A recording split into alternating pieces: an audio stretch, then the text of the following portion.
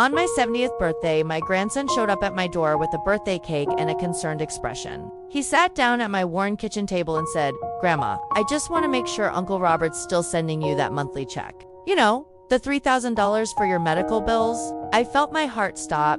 $3,000 every month. For the past year, I'd been rationing my insulin, skipping doctor's appointments, and buying the cheapest groceries I could find. I looked at my grandson's earnest face and whispered, "Oh yes, sweetheart. Robert takes such good care of me." But inside, a fire had ignited. Someone was stealing from a dying woman. And I had spent 40 years as a forensic accountant for the IRS. If they thought I'd go quietly, they had chosen the wrong grandmother to deceive. If you're still with me, drop a comment telling me where you're watching from. Every voice here matters, and your support helps this story reach others who need to hear it. Hit that like button if you believe the truth always finds its way to the surface. My name is Dorothy Chen, and I'm a 70-year-old widow living in a small ranch house in Phoenix, Arizona. This house holds 50 years of memories, the place where my husband Vincent and I raised our 2 children, celebrated holidays, and built a life from nothing. Vincent passed away from lung cancer 3 years ago, leaving me with mountains of medical debt and a Social Security check that barely covered my property taxes. But I had something else too.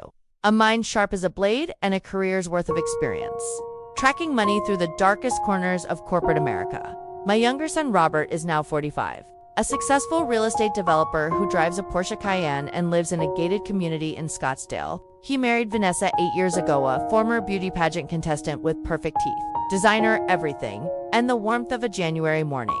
I tried to like her, I really did, but there was something in the way she looked at me, like I was an inconvenience she was forced to tolerate. When Vincent died, Robert promised he'd help with my medical expenses. "Mom," he'd said, gripping my hands at the funeral, "you'll never have to worry about money. I'll make sure you're taken care of." 6 months later, my grandson, Kyle Robert's son from his first marriage, mentioned during a visit that his dad had set up automatic transfers. $3,000 a month, Grandma. Dad said it should cover everything you need. I smiled and nodded, but my blood ran cold. $3,000 a month for 12 months, $36,000, and I hadn't seen a penny. After Kyle left that day, I sat in my dim living room as the Arizona sun painted everything in shades of amber and gold. My hands were shaken not from age, but from rage. Someone was stealing from me, and I had a pretty good idea who. I pulled out my old leather briefcase from the hall closet, the one I'd carried to the IRS field office for 35 years. Inside were my reading glasses, a calculator that still worked perfectly, and a yellow legal pad. I sat at the kitchen table and wrote at the top of the first page, "Operation Sunshine."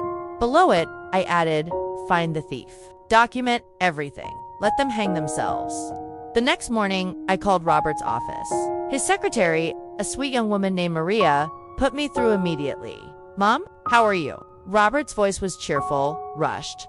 "I'm well, sweetheart. I was just calling to thank you for the monthly help. It means so much." There was a brief pause. "Of course, Mom. I'm glad it's helping. Vanessa handles all that, but I make sure it goes out every month." "Does it go directly to my bank account?" Another pause, longer this time. I think Vanessa sends it as a check, so it's easier to track." "Has there been a problem?" I forced a lightness into my voice.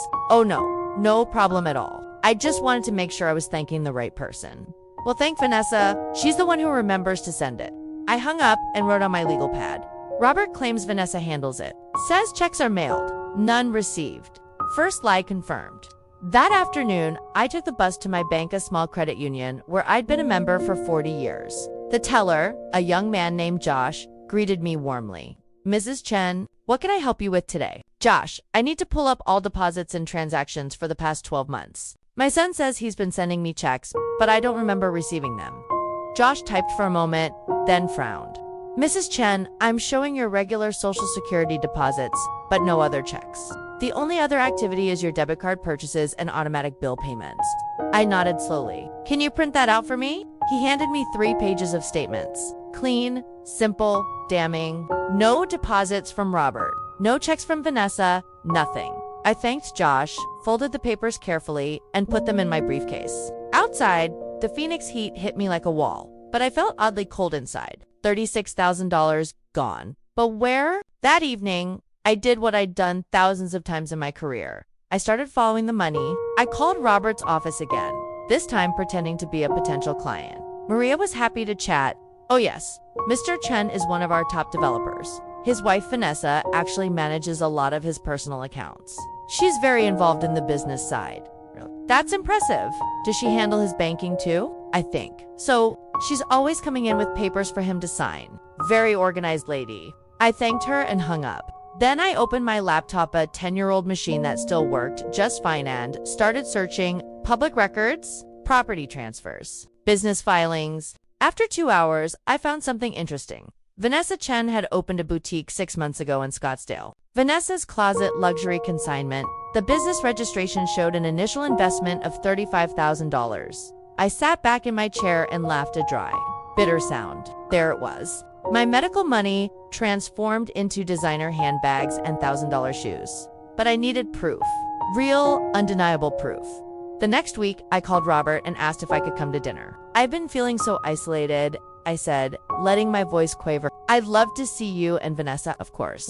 Mom, how about Saturday? Saturday arrived, hot and cloudless. I dressed in my oldest clothes, a faded floral dress from the thrift store, worn sandals, no jewelry. I wanted to look like exactly what I was. A poor old woman barely scraping by. Robert picked me up in his Porsche. The leather seats were cool, the air conditioning Arctic. He looked uncomfortable as I settled in. Sorry it's been so long, Mom. Work's been crazy. I understand, sweetheart. You're a busy man. His house was a sprawling Adobe-style mansion with a 3-car garage and a pool that sparkled like a sapphire. Vanessa met us at the door, immaculate in white linen pants and a silk blouse. Her smile was plastic. Dorothy, so good to see you. She air-kissed both my cheeks. Her perfume overwhelming. Inside, everything screamed money. Marble floors, modern art, furniture that probably cost more than my yearly income. I shuffled to the living room, playing up my age, my frailty. Dinner was catered to some trendy fusion cuisine I didn't recognize. As we ate, I watched Vanessa carefully. She kept checking her phone, barely engaging in conversation. When she did speak, it was about her boutique.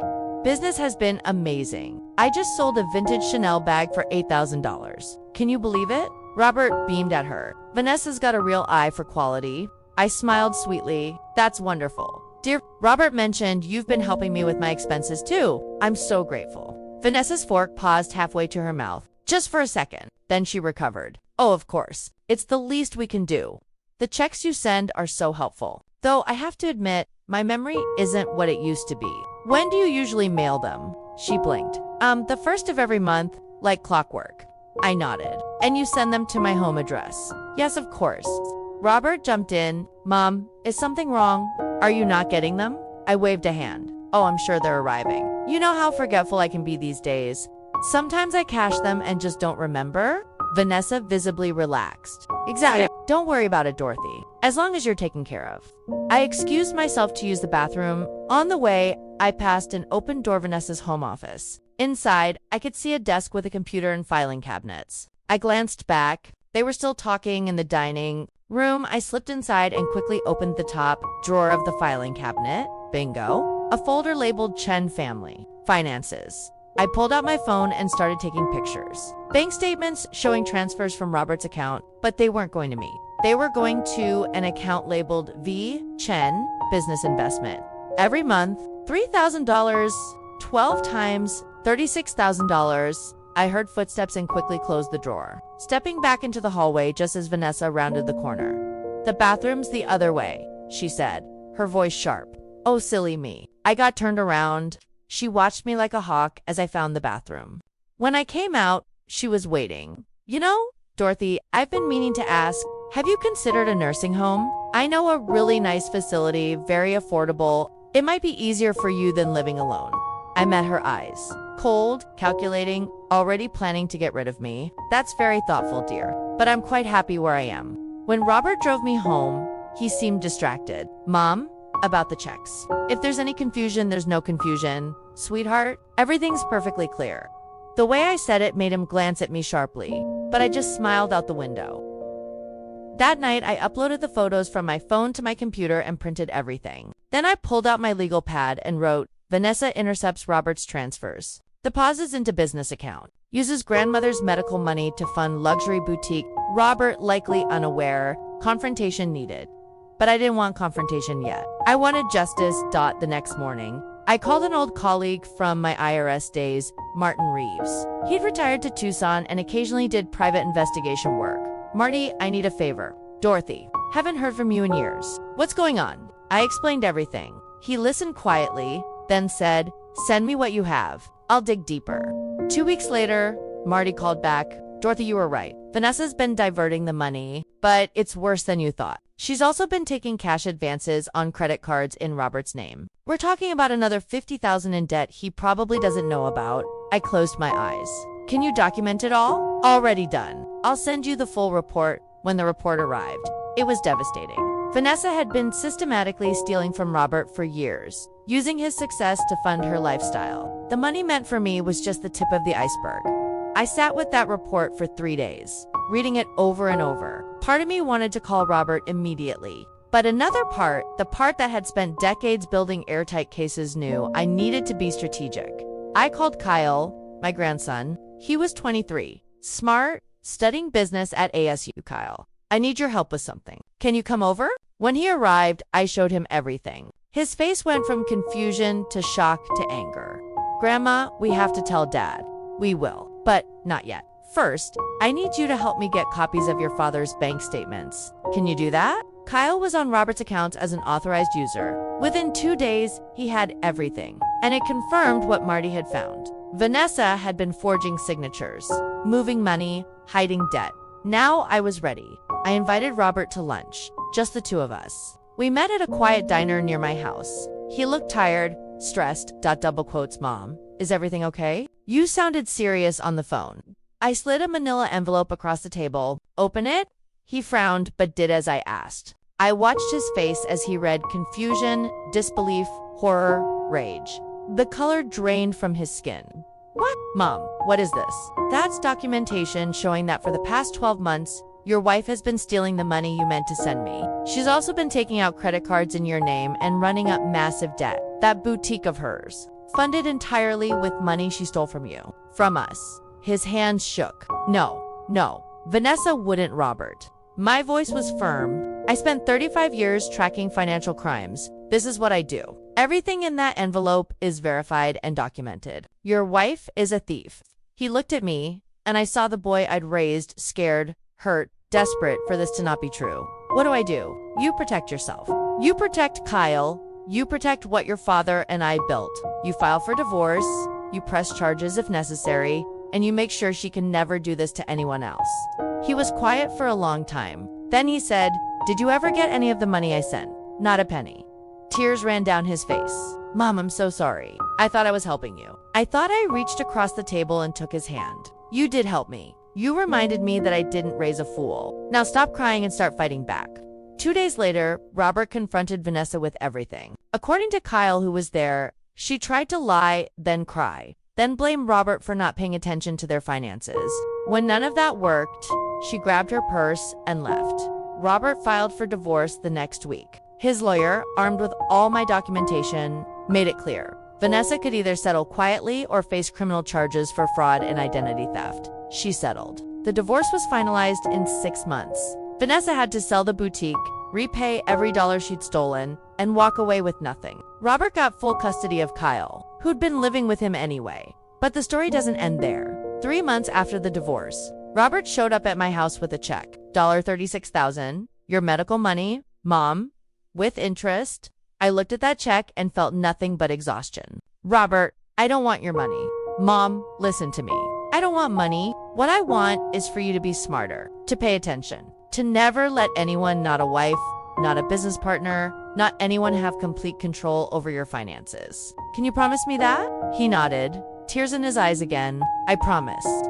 Good. Now take that money and put it in a college fund for Kyle. And from now on, if you want to help me, come visit. Bring groceries.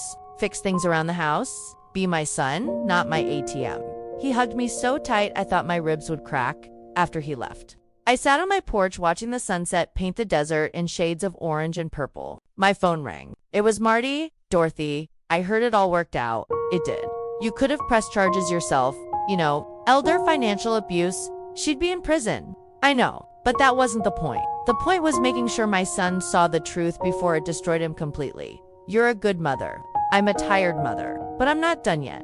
A week later, I got a call from a local news reporter. Somehow, word had spread about what happened, probably through courthouse filings. They wanted to interview me about elder financial abuse. I agreed. The segment aired on a slow news day and went viral. Suddenly, my story was everywhere. 70-year-old former IRS agent catches daughter-in-law stealing medical money. News stations, podcasts, even a call from a producer about a TV movie. I turned down most of it, but I did agree to speak at a senior center about financial abuse awareness. Then another. 6 months after the divorce, I'd spoken to over 2,000 seniors across Arizona about how to protect themselves from financial predators, even within their own families.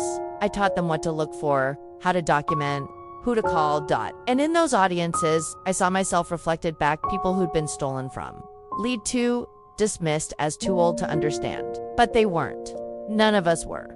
One afternoon, I got a call from a lawyer named Patricia Gomez.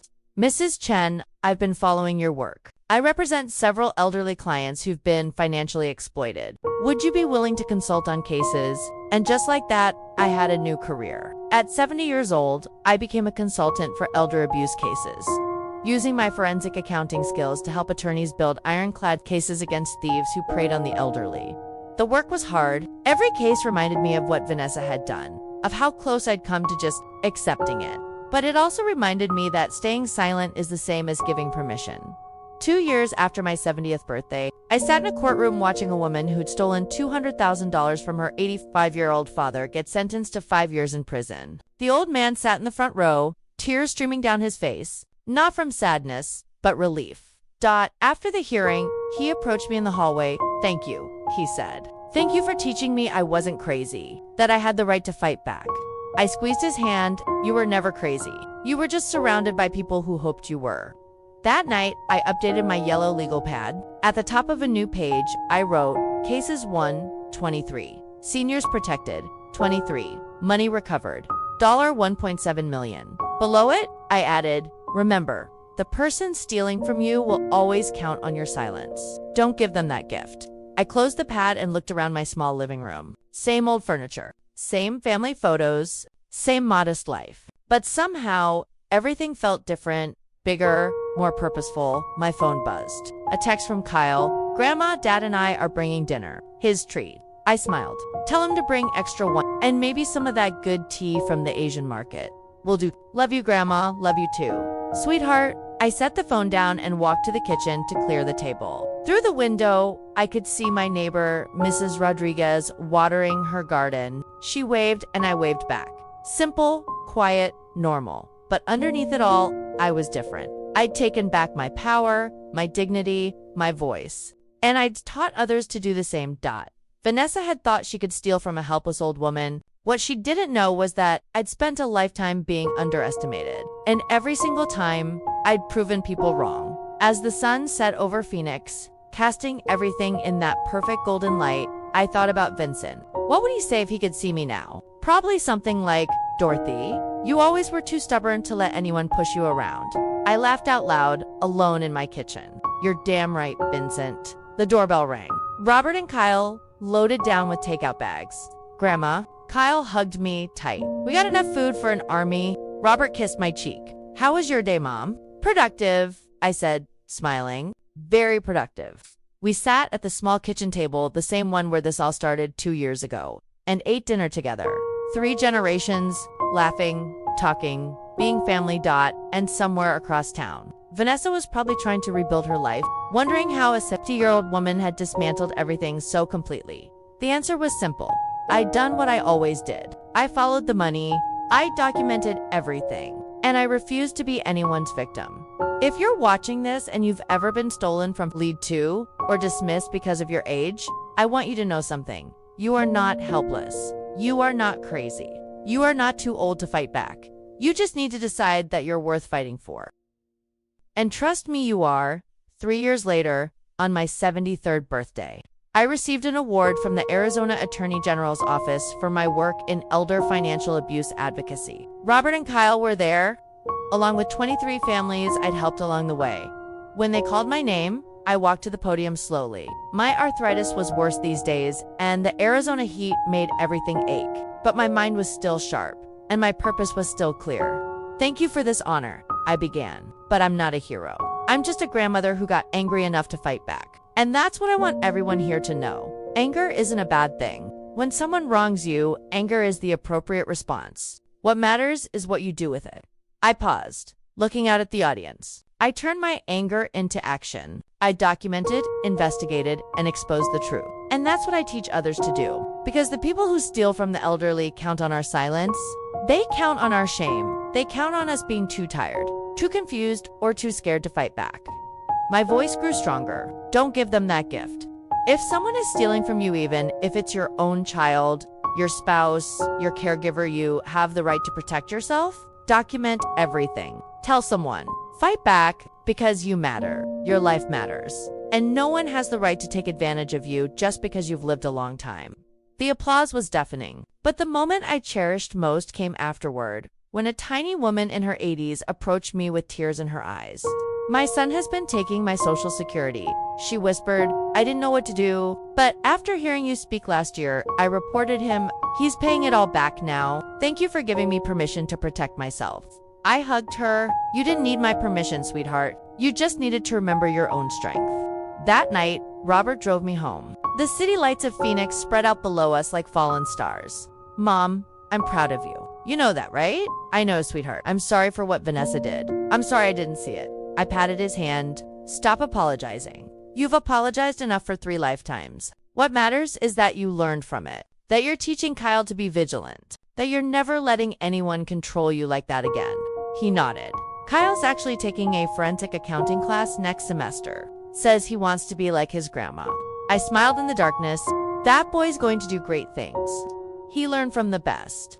When we pulled up to my house, I saw something that made me pause. The porch light was on, and sitting on the steps was a package. Robert retrieved it and handed it to me. Inside was a framed photo of all 23 families I'd helped. Standing together, holding a banner that read, "Thank you, Dorothy. You taught us to fight back."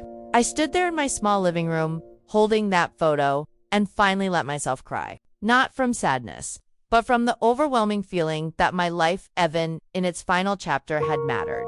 Vincent used to say, "Dorothy, you're going to change the world someday." I'd always laughed. "Vincent, I'm just an accountant." "No," he'd reply, "you're Dorothy Chen.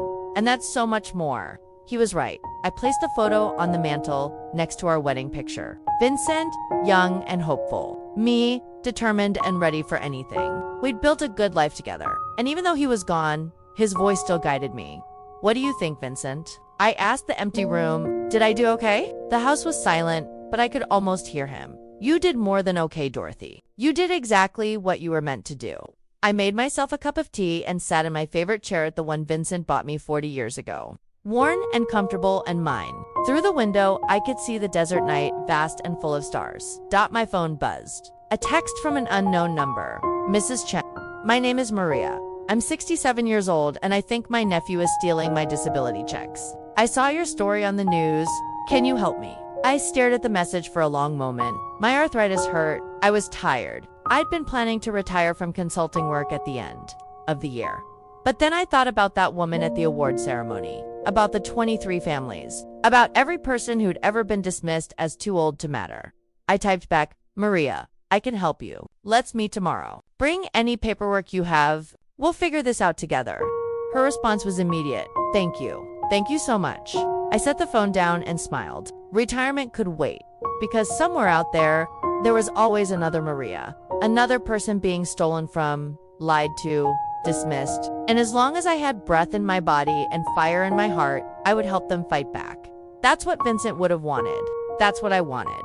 And at 73 years old, I was just getting started. If this story resonated with you, please share it. Drop a comment about where you're watching from. And if you or someone you know has faced financial abuse, know that you're not alone. The truth always finds its way to the surface. Sometimes it just needs someone brave enough to dig for it. Subscribe for more stories about ordinary people who did extraordinary things simply by refusing to stay. Silent Dot from Phoenix, Arizona. This is Dorothy Chen's story. But really, it's a story for anyone who's ever been told they're too old, too weak, or too confused to fight back. You're not, and don't let anyone convince you otherwise.